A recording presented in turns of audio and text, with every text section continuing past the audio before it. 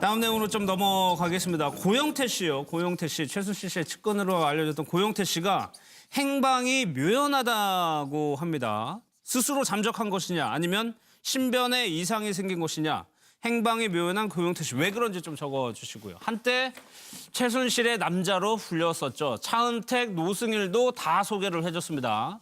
정유라의 강아지 문제로 모욕감을 느끼고 폭로를 결심했다라고 청문회에서 증언을 했었고요. 최순실 의상실 동영상 제보했었고 최순실이 연설문을 첨삭한다고 최초에 폭로했던 사람입니다. 그리고 최순실이 우리나라 권력 서열 1순위다라고 평가를 했었습니다. 이랬던 고영태 씨가 이런 얘기들을 했었습니다. 불안해서 수면제 없이는 잠을 못 잔다. 만약에 대비해서 옷을 입고 잠을 잔다라고 주변에 얘기를 했다고 합니다. 헌법재판소는 경찰에 잠적한 고영태를 찾아달라고 요청을 했었고 손혜원 의원은요. 고영태 스스로 잠적한 거라고 오늘 언론 인터뷰에서 밝혔습니다. 현재 서울에 있다. 신변에는 이상이 없다는 얘기인 것 같습니다. 그런데 한 인터넷 매체에서는 고영태의 친한 지인의 인터뷰를 실었는데 살려달라. 전화한 후에 연락이 끊겼다. 이것 때문에 좀 여러 가지 얘기들이 나오고 있어요. 노승일 씨 역시 나도 신변의 위협을 느끼고 사는 게 아니라고 얘기를 하고 있습니다. 고영태 씨의 행방 어떻게 된 걸까요? 뉴스와이드하고요. 고영태 씨가 인터뷰 과거에 했던 내용을 좀 한번 들어보겠습니다. 말씀드렸죠. 저는 진짜 힘없는 민간이에요. 그냥 그들이 모여서 자기네들끼리 야 그렇게 됐는데 쟤한테도 뭐 하나 엮어버려. 이러면은 그냥 여러 명이서 쟤도 이런 일을 했어요 하고 엮어버리면 저도 엮이는 거예요. 맞잖아요. 그 세상에 지금 현재 이루어진 일이 그 사람들은 세상에 있을 수 없는 일을 만들었던 사람들이잖아요. 그죠? 저는 그걸 옆에서 지금 경험을 했었고 그런 사람들 사이에 있었기 때문에 제가 그런 생각을 안 할 수가 없어요. 다른 분들은 모르기 때문에 에이 설마 그러겠어. 설마를 현실로 만드는 사람들이었기 때문에 무슨 말인지 알겠죠. 그래서 제가 조금이라도 정보를 노출을 안 시키려고 하는 거예요. 어쨌든 처벌을 받던 안 받던 저는 빨리 이 사태가 그쵸. 이게 세상에 알려지고 빨리 이 사람들이 다 풍지박살이 났으면 좋겠고 더 이상 이런 일이 생기지 않았으면 좋겠다는 심정에 제가 제보를 하려고 했고 알리려고 했고 그 안에 숨어서 그들을 속여가면서 진짜 신복인 마냥 있으면서 욕도 먹어가면서 그 일을 수행도 하고 그렇게 했단 말이에요. 그래야지 제가 모든 정보를 더 자료를 더 뺄 수가 있으니까. 그걸 2년 동안 작업을 했던 사람인데 어떤 모욕을 당하면서도 거기서 그 자료 때문에 버텼는데 결국은 그게 정보 유출자로 알려져서 저는 정확하게 잘렸지만 국정농단이 밝혀지기나 했겠어요. 그러니까요. 저는 그거예요. 어쨌든 지금 주제는 국정농단이고 이런 사람들이 있었고 이런 거에 대해서 처벌을 어떻게 갈 것이며 그래서 어떻게 해서 그러면 VIP도 한 몸이니까 VIP도 어떻게 할 것인지 그거에 대해서 논해야지. 저 같은 제가 말했던 어쨌든 저는 어떤 회사의 직원이었고 그냥 작은 사람이에요. 작은 사람이 그냥 목숨 걸고 일해왔고 목숨 걸고 자료 빼려고 하고 수집하고 그중에 그러다가 걸렸는데 어떻게 조용히 수습해서 무마도 되고 막 이런 여러 역경을 겪었어요. 일단 이제 한 사람의 신변이 담긴 문제이기 때문에 저희가 좀 신중히 접근을 해야 될 것 같아요. 예, 최선님 어떻게 보세요, 세영원 소장님? 네, 그 축구에서 원톱 스트라이커 최전방 공격수는 그 골에 대한 늘 수 있는 것 때문에 스포트라이트도 받지만 대단히 고독하고 외로운 자리입니다. 예. 아마 최순실 게이트의 스모킹 건 역할에서 첫 국민들에게 관심을 갖게 했던 사람이 바로 잘생긴 저 젊은 청년 고영태 씨인데 아마 지금쯤 제가 볼 때는 너무 힘들고 어려움에 처했지 않겠나 그래서 손혜원 의원이 전한 말에 따르면 더 이상 세상에 나서기 싫어했다라는 얘기를 했다 그래요. 그래서 스스로 잠적한 가능성에 대해서 손혜원 의원은 전하고 있는데 사생활이 더 이상 침해를 받는 일 때문에 너무 힘들다 이런 얘기를 했다고 합니다. 그래서 제가 볼 때는 아마도 본인이 그 청문회 과정에서 과도한 그 스포트라이트라든가 그리고 내부자 고발에 대한 이런 부담감 때문에 지금 잠적한 게 아닌가 싶어서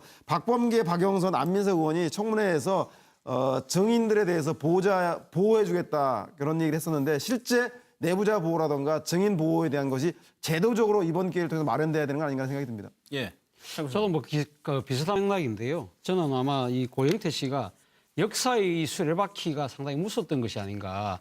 본인이 지금 그 뭐 최순실 씨하고 어떤 이유 때문에 지금 그 벌어졌든지 어떻든 간에 예. 한 2년 전에 그 TV조선에다가 자신이 제일 먼저 제보를 하지 않습니까? 그러나 이 본인이 제보를 하면서도 이런 상황이 이렇게 일파만파 이렇게 해서 이 대한민국 전체가 이렇게 휘청휘청거리는 이런 사태로까지 진행될 거라면 본인도 미처 아마 예상하지 못했을 겁니다. 그리고 스스로 잠적했을 거라는 말씀이시죠? 저는 뭐 그럴 가능성이 높지 않을까 하는 생각입니다. 그러니까 본인이 지금 이제 이 역사의 한가운데 주인공처럼 지금 이렇게 그 놓여진 상황에서 그것이 자신에게 향해지는 그 여러 가지 시선들이 비난이든 질타든 또는 아니면 관심과 격려든 그것이 너무 역사의 무게가 본인 스스로 감당하기 너무 무거웠던 거죠. 예. 물론 뭐 고영태 씨가 이 그 아시안 게임의 펜싱 뭐 금메달리스트로서 일종의 뭐 스타 출신이긴 합니다만은 그때의 느꼈던 여러 가지 그 관심들을 보다는 지금 현재 느끼는 관심은 아마 100배, 1000배, 10,000배 이상으로 무겁지 않았을까. 예. 그래서 본인이 스스로 지금 감당하기 힘들어서 저는 잠시 잠석한 것이 아닌가 하는 생각입니다. 알겠습니다. 차명진 의원님. 뭐 지금 두 분이 말씀하신 것도 충분히 맞지만 제가 볼 때 이런 측면도 있는 것 같아요. 지금 뭐예요? 예, 최순실 씨가 감옥에서 야 나는 국정농단 했다고 의심받지만 고영태는 K스포츠 농단에서 K스포츠를 지가 장악하려고 예. 뒤에서 작업을 많이 했어. 최순실이 보기에 그렇죠. 최순실 씨가 그렇게 얘기를 하면서 쟤도 그러면은 왜 들어와야 된다 여기. 그렇게 하고 있어요. 그래서 저는 고영태 씨가 예. 물론 이제 그 이 국가적인 사안에 대한 최순실 국정농단의 폭로로 인한 그 후과에 대한 뭐 여러 가지 부담도 있겠지만 예. 저는 뭐이 K스포츠 농단에 대한 그 최순실 씨의 증언으로 인한 부담. 법적으로 본인도 자유롭지 그렇죠. 않다. 네, 본인도 자유롭지 않는 그런 부담도 있기 때문에 저 개인적으로는 솔직히 좀 그게 더 크다고 실제 보는데. 저에게는 그 최순실 측의 변호인인 이경재 변호사가 K스포츠에 대한 농단은 다 그 실제 고영태 씨가 하고 있는 거라고 그 이경재 변호사가. 예, 이건 주장하고 있고 최순실은 거기에 대해서 그 이용당했을 뿐이다라는 그 취지의 변론을 하고 있기 때문에 상당히 설득력 있는 그 지적이 그분도 작용을 하겠네요. 그래 서양우 의원이 저 의원 시켜주시는 겁니까? 감사합니다. 내가 공천 지워버릴게. 그래서 그 아주 이번엔 나라를 지지하는 발언을 해줬네요. 그래서 하여튼 제가 볼 땐 이래요. 그래서 이 저 뭐야 고영태 씨가 이런 부담도 분명히 있을 거예요. 그 최순실 씨의 그 이런 증언 그리고 당신도 들어와 똑같이 이렇게 하는 것에 대한 부담도 있지 않을까. 알겠습니다. 김광덕 부장. 어떻든 지금 고영태 씨는 스스로 잠적한 거다. 이게 맞는 것 같고요. 예. 이걸 지금 가장 그래도 잘하는 사람들이 지금 헌재에서 뭔가 이 증인으로 부르려고 했더니 이사를 가서 연락이 안 된다 그래서 경찰에 지금 소위 신변 소재를 어디 알아봐달라고 요청한 상태인데 예. 아무도 지금 답을 안 하는데 손혜원 의원이 이제 SNS에 글을 올렸어요. 이거 통화가 된 것 같아요. 네, 그래서 손혜원 의원이 잘 아는 것 같아요. 고영태 스스로 잠적한 거다. 현재 무슨 뭐 태국으로 갔다는 설도 있는데 그게 아니라 서울에 있다라고 이야기한 거 보면 손혜원 의원이 제일 많이 아는 것 같고요. 그런데 그러면은 왜 그럼 스스로 잠적을 했느냐? 예. 그 이유는 아까 말한 것들의 종합판인데요. 저는 세 가지 이유를 듭니다. 첫 번째는 실제로 신변의 위협을 느끼는 것도 있을 거고요. 여러 가지 소위 그럴 수 말해서 있죠. 예. 이 내부자 제보로서 좋은 평가도 받습니다만은 예. 또 이 반대편 이 탄핵을 반대하는 세력으로부터는 참 미움을 받고 있는 거 아닙니까? 예, 예. 신변 위협도 느꼈을 거고 또 하나는 최근에 제도되고 있는 동반 책임론 저거를 회피하기 위해 왜냐하면은 지금 아까 그 최순실 측에서는 뭐냐면 사실상 고 씨가 재단의 실질적인 주인 역할을 지금 하고 있다라는 비슷한 주장을 하지 않았습니까? 그러니까 그리고 재단을 만드는 그 과정에서 실제로 모금하는 과정에서 같이 가기도 하고 그랬잖아요. 예. 그렇기 때문에 근데 지금은 내부자 제보 때문에 모든 게 지금 다 고영태는 영웅으로 돼가지고 자기 잘못은 다 없는 것처럼 지금 돼 있는데 예. 실제로 고영태 씨가 또 사업을 해서 돈을 번 것도 있을 거 아닙니까? 가방도 팔았고. 그러면 그런 것들에 최순실 씨하고 공모해서 한 부분은 과연 어떻게 봐야 되느냐. 그런 거론되는 것도 있고 예. 또 하나는 국회에서의 발언과 검찰, 헌재, 특검 이렇게 다니다 보면 말이 달라가지고 좀 위증 논란이 나올 수도 있는 측면도 있단 말이죠. 예를 들어 지난번에 최순실 씨는 태블릿 PC를 만질 줄 모른다는 식으로 발언하지 않았습니까? 예. 그거는 또 왜 그런 말을 했는지 모르겠는데 그게 또 실제로 최순실 씨 태블릿 PC 많이 나온 거하고 또 이야기가 그다음에 그런 논란이 있고 또 하나는 세 번째는 아주 뻔한 얘기인 거지만 힘들고 귀찮아서 예. 여러 가지 지금 뭐 검찰, 특검, 국회, 뭐 언론 뭐 자기를 찾는 사람이 얼마나 많습니까? 그러니까 그래서 피한 측면도 있다. 어떻든 근데 속히 제자리로 돌아와서 예. 안전하고 건강하게 돌아와서 재판 헌재 심과 특검에도 잘 나와서 협조했으면 좋겠습니다. 정윤회 씨하고 조금 비슷한 측면도 있어 보인다는 생각이 드네요. 근데 저 김광덕 본부장이 앞에서 얘기를 다 하니까 예.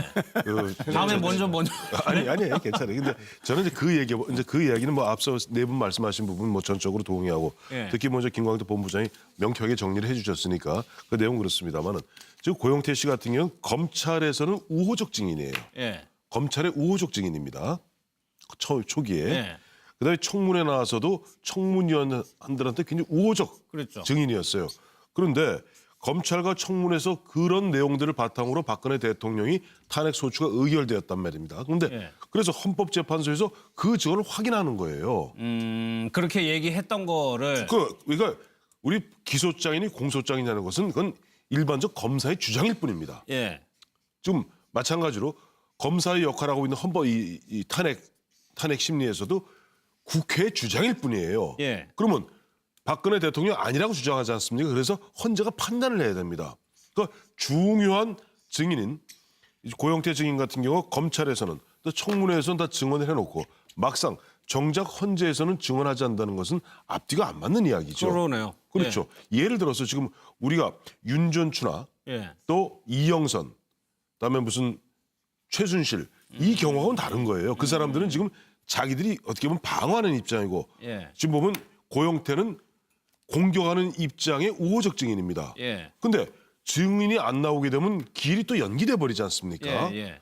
근데 그런 이유를 갖다가 할 이유가 어디 있습니까? 저 고영태 증인 입장에서는. 그러니까 고영태 씨가 보면 아까 말씀하신 대로 뭐 보면 세간의 잠시만요. 관심- 지금 예. 특검이요. 김경숙 전 이대 학장 다들 아시죠? 김경숙 전 학장에 대해서 업무방해 등의 혐의로 구속영장을 청구했다는 얘기입니다. 연 이틀 지금 특검에 불려서 조사를 받은 걸로 저희가 알고 있는데 결국에는 구속영장을 청구했다는 소식이네요. 예. 지금 기억나시죠? 지난번에는 그 저 청문회장에서는 굉장히 건강한 모습이었는데 예. 이번에 특검에 좀 깜짝 놀랐죠, 출두하면서는 다들. 보면은 그 암이라 그래요. 그 암 뭐 치료하면서 하면서 머리를 깎았는지 눈썹을 깎았는지 예. 모자 이렇게 번거지 모자라는 거 있죠. 그 번거지 모자 쓰고 보면 전혀 딴 사람 같이 나왔던 김경숙 전 학장입니다만은 예. 구속영장 청구됐던 것 같고 마무리 짓겠습니다. 예. 그래서 앞으로 고영태 증인 입장에서는 그 보면 검찰과 국회 소추위원 측의 입장에 있는 그 고영태 증인이 좀 본인이 여러 가지로 심리적으로 뭐 압박을 받는다든가 그렇더라도